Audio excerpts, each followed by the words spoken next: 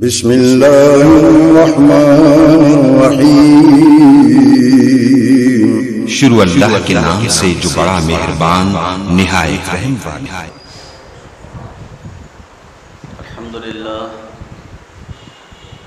الحمدللہ وکفا وسلام علی عباده الذین اصطفا۔ اللہم صل علی محمد وعلی آل محمد کما صلیت علی ابراہیم وعلی آل ابراہیم انک حمید مجید۔ اللہم بارک علی محمد وعلی آل محمد کما بارکت علی ابراہیم وعلی آل ابراہیم انک حمید مجید۔ اما بعد فاعوذ باللہ السمیع العلیم من الشیطان الرجیم۔ بسم اللہ الرحمن الرحیم۔ وَإِذْ أَخَذَ اللَّهُ مِيثَاقَ النَّبِيِّينَ لَمَا آتَيْتُكُم مِّن كِتَابٍ وَحِكْمَةٍ ثُمَّ جَاءَكُمْ رَسُولٌ مُّصَدِّقٌ لِّمَا مَعَكُمْ لَتُؤْمِنُنَّ بِهِ وَلَتَنصُرُنَّهُ قَالَ أَقْرَرْتُمْ وَأَخَذْتُمْ عَلَى ذَلِكُمْ إِصْرِي قالوا أقررنا قال فاشهدوا وأنا معكم من الشاهدين فمن تولى بعد ذلك فأولئك هم الفاسقون۔ وقال الله تعالى في مقام آخر لقد جاءكم رسول من أنفسكم عزيز عليه ما عنتم حريص عليكم بالمؤمنين رؤوف رحيم فإن تولوا فقل حسبي الله لا إله إلا هو عليه توكلت وهو رب العرش العظيم۔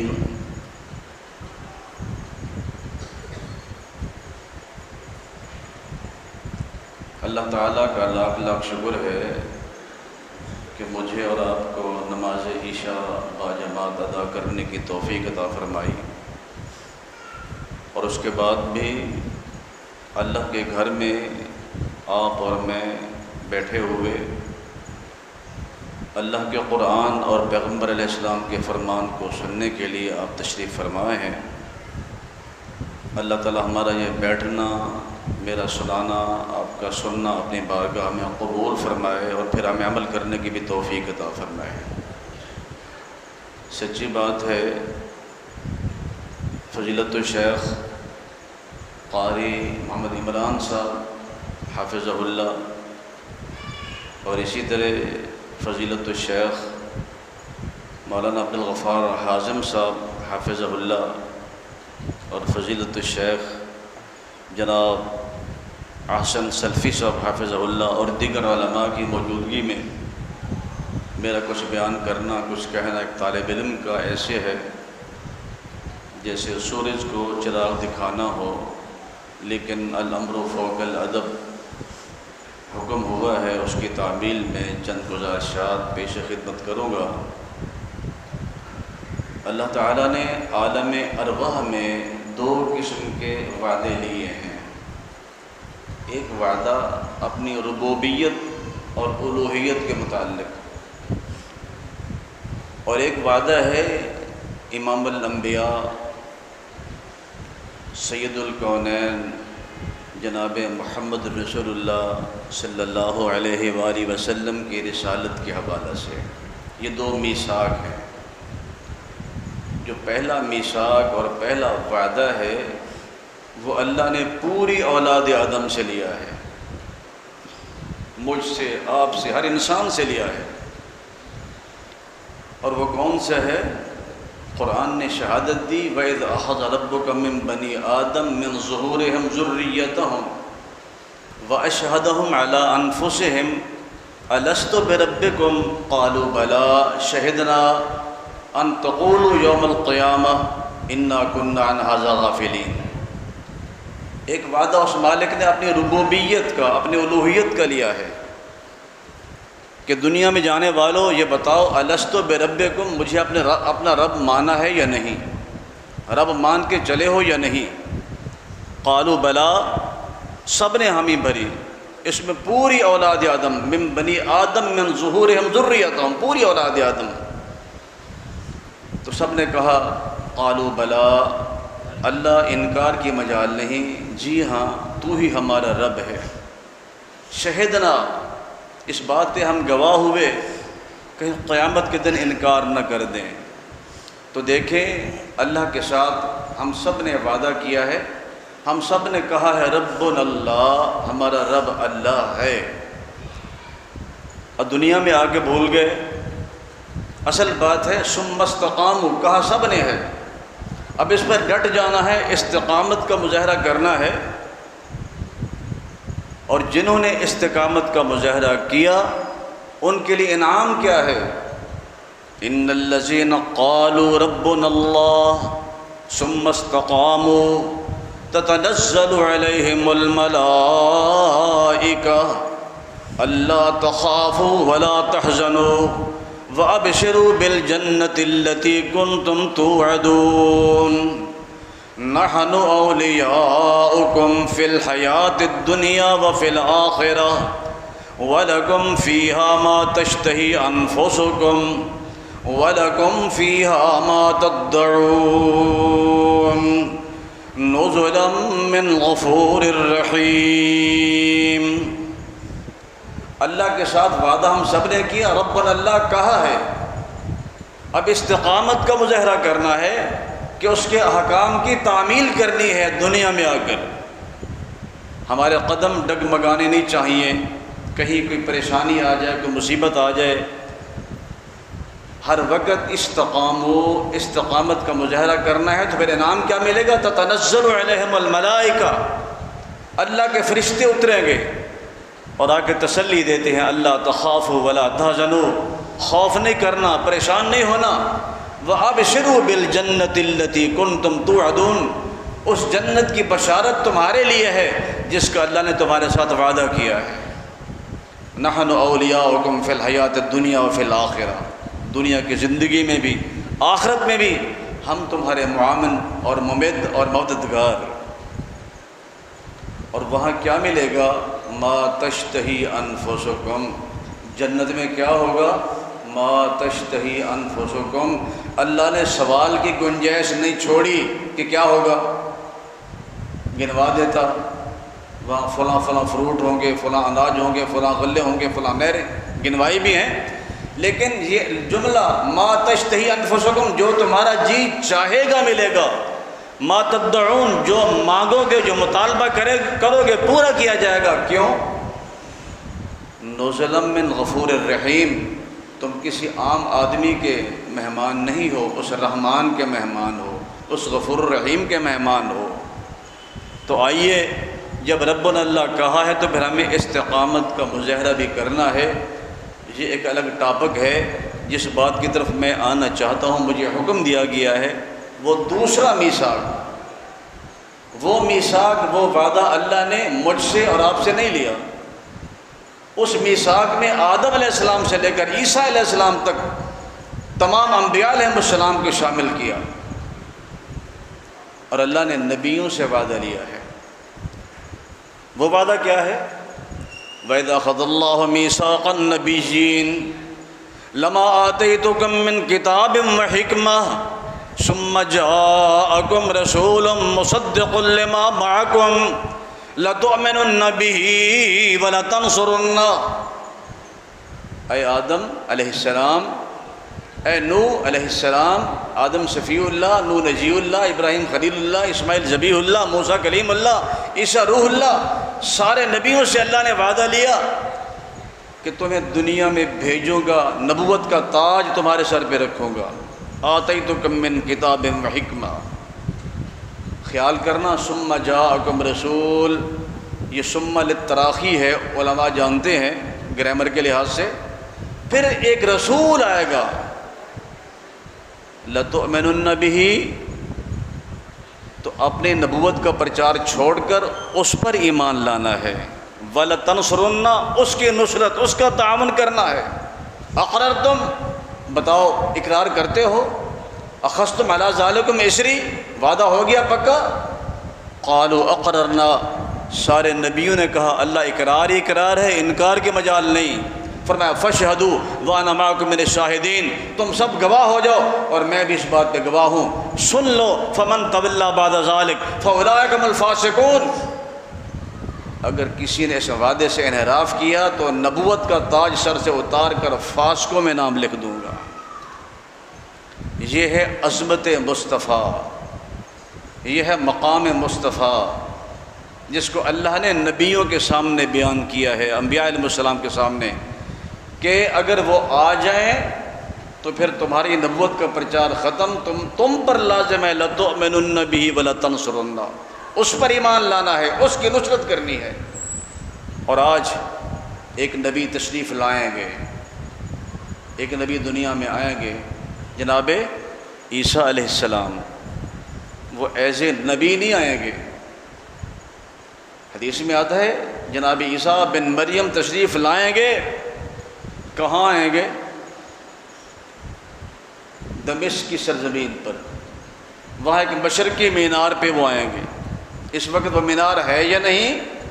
جب وہ آئیں گے وہ مینار ہوگا اور لوگوں سے کہیں گے مجھے میرے پاس سیڑھی لاؤ تاکہ میں زمین پہ آؤں۔ تشریف لائیں گے عیسیٰ بن مریم علیہ السلام، نماز کا وقت ہوگا، لوگ کہیں گے تم اللہ کے نبی ہو، مصلی پر کھڑے ہو کر امامت کراؤ۔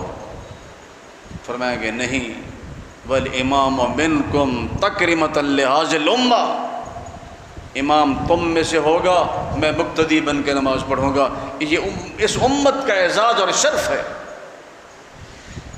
میں ساری باتیں تمہیدی طور پر جو گزارش کر رہا ہوں، اس ایک پیغمبر نے آنا ہے اور مقتدی بن کے آنا ہے، متبع بن کے آنا ہے، کس کا؟ جناب محمد رسول اللہ صلی اللہ علیہ وسلم کا۔ آپ کے دین کا پرچار کریں گے، لَتُؤْمِنُنَّ بِهِ وَلَتَنْصُرُنَّ۔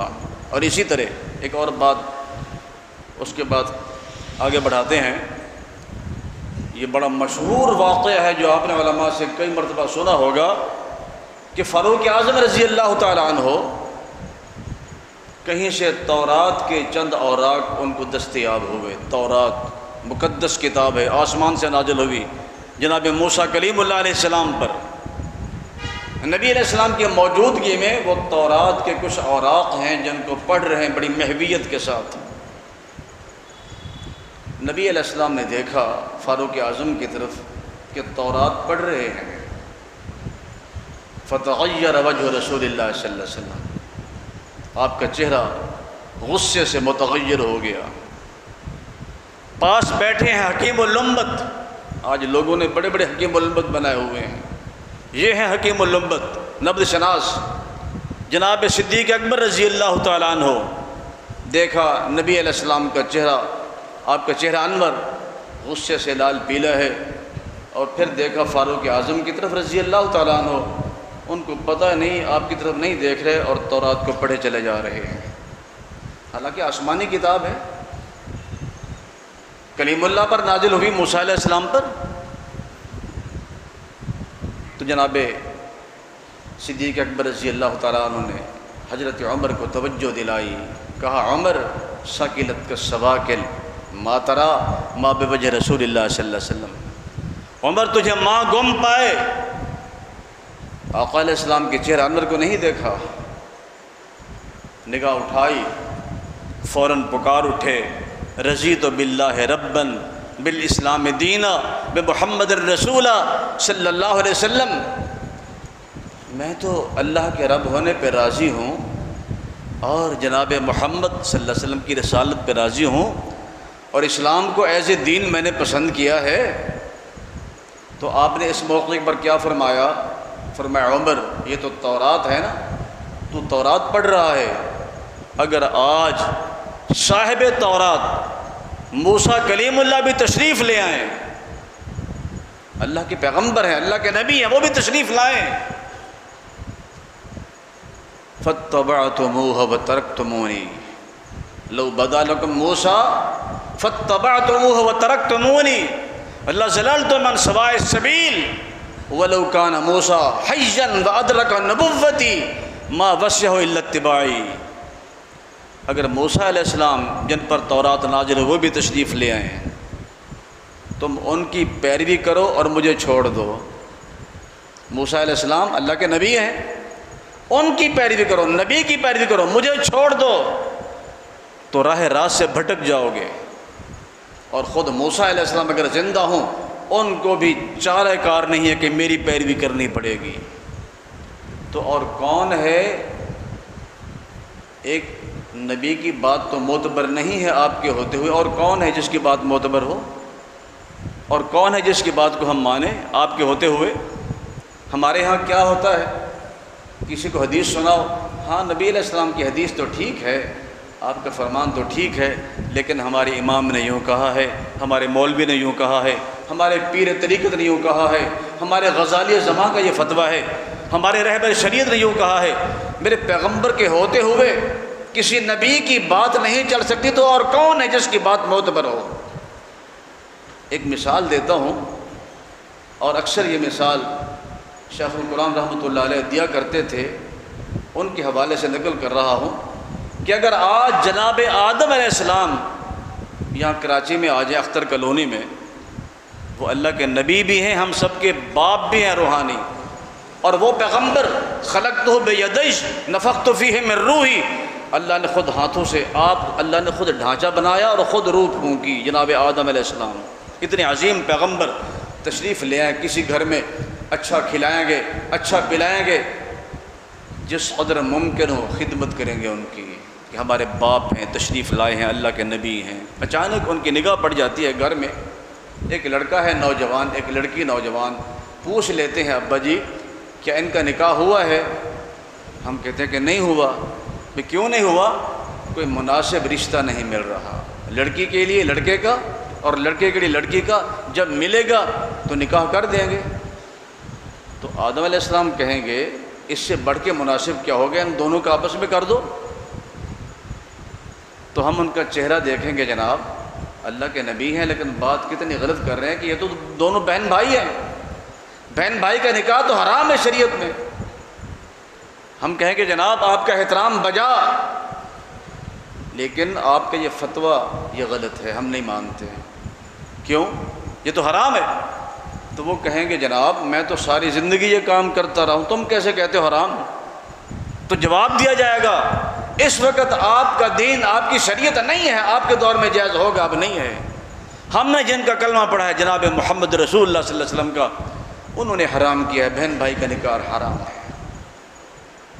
تو آئیے آدم علیہ السلام کی بات تو ہم نہ مانیں آپ کے ہوتے ہوئے، موسیٰ علیہ السلام کی بات تو نہ مانیں آپ کے ہوتے ہوئے، اور کون ہے جس کو پیش کیا جائے کہ اس کی بات بھی مان لو، چنانچہ یہ بھی بڑا عالم ہے، بڑا فقیہ ہے، بڑا محدث ہے؟ نہیں۔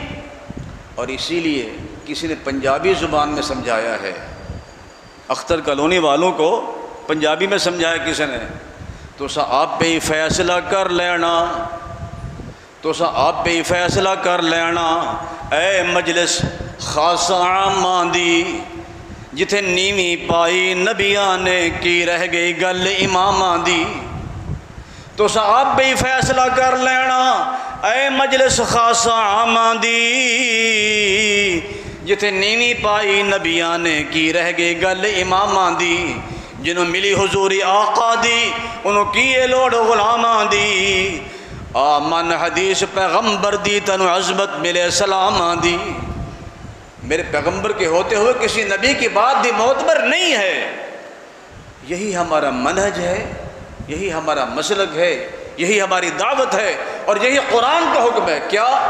یا ایھا الذین آمنوا لا ترفعوا اصواتکم فوق صوت النبی ولا تجهروا له بالقول كجهر بعضكم لبعض ان تحبط اعمالكم وانتم لا تشعرون.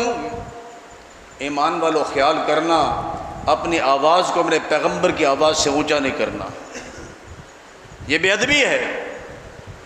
اپنی آواز کو میرے نبی کی آواز سے اونچا نہ کریں، اور جس طرح آپس میں ایک دوسرے کو آواز دے کے بلاتے ہو میرے پیغمبر کے اس انداز سے نہ بلایا کریں. قرآن مجید میں اللہ نے تمام نبیوں کے نام لیے ہیں لفظ یا کے ساتھ، لیکن کسی بھی جگہ پورے قرآن مجید میں یا محمد نہیں ہے. اللہ سب سے بڑا ہے، وہ خالق ہے، کہہ سکتا تھا، کیونکہ کچھ اصول ہے، کچھ آداب ہے دنیا میں بھی. کسی شاگرد کو حق نہیں ہے کہ استاد کا نام لے کر آواز دے. استاد آواز دے بلا سکتا ہے، پیر مرید کو آواز دے کے نام کے ساتھ بلا سکتا ہے، باپ اولاد کو نام کے ساتھ آواز دے کر بلانا چاہے بلا سکتا ہے. اولاد کو حق نہیں ہے کہ باپ کا نام لے کر آواز دے، چھوٹے کو حق نہیں بڑے کا نام لے کر آواز دے. اور اللہ کو حق ہے مخلوق میں سے جس کو چاہے بائی نیم آواز دے سکتا ہے. بلکہ اللہ نے نبیوں کو آواز دی. جناب آدم کی باری آئی تو کیا کہا؟ یا آدم اسکن انت وزوجک الجنہ. نوح علیہ السلام کی باری، یا نوح انہ لیس من اہلک یا نوح اہبط بسلام منا. ابراہیم کی باری آتی ہے علیہ السلام، وَنَادَيْنَاهُ أَن يَا إِبْرَاهِيمُ قَدْ صَدَّقْتَ الرُّؤْيَا یا موسیٰ انی انا ربک فاخلع علیک انک بالواد المقدس طویٰ. جناب زکریا علیہ السلام کو بلایا، یا زکریا انا نبشرک بغلام اسمہ یحییٰ یا یحییٰ خذ الکتاب بقوہ یا داؤد انا جعلناک خلیفۃ فی الارض یا عیسیٰ انی متوفیک ورافعک الی. سارے نبیوں کو اللہ نے نام لے کر آواز دی ہے، لیکن پورے قرآن مجید میں یا محمد نہیں ہے. کیوں؟ اللہ کو حق ہے، اللہ آواز دے سکتا تھا، لیکن اس لیے دلیل نہ بن جائے. اور آج کیا ہوتا ہے، اسا یا محمد کہنا ہے تو سڑدیاں رہنا ہے، ابھی ہمیں جلنے کی ضرورت نہیں ہے. اللہ رحم کرے، خیال کریں ان تحبط اعمالکم، اپنے اعمال کو برباد نہ کریں. اپنے اعمال کو انتم لا تشعرون، غیر شعوری طور پر اگر میرے پیغمبر کو نام لے کر آواز دی تمہارے اعمال برباد ہو جائیں گے. اور اپنی آواز کو میرے پیغمبر کی آواز سے اونچا نہ کرے.